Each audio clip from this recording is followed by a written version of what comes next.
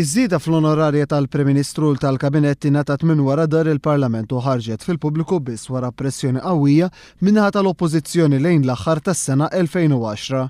Oriġinarjament iż-żieda fl-onorarja kienet ta' 600 euro fil-ġimgħa.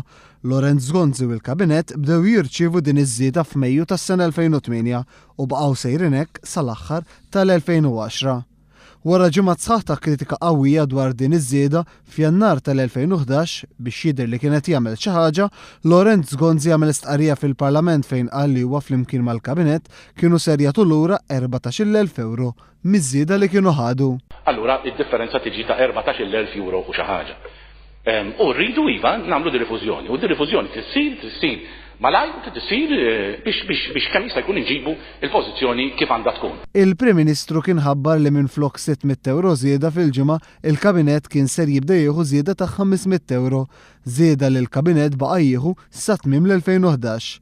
B'hekk fuq medda ta' 3 snin u 7 xhur, il-Kabinett ta' lilu nnifsu total ta' kważi 110,000 euro li minnhom ta' biss lura 14,000 euro.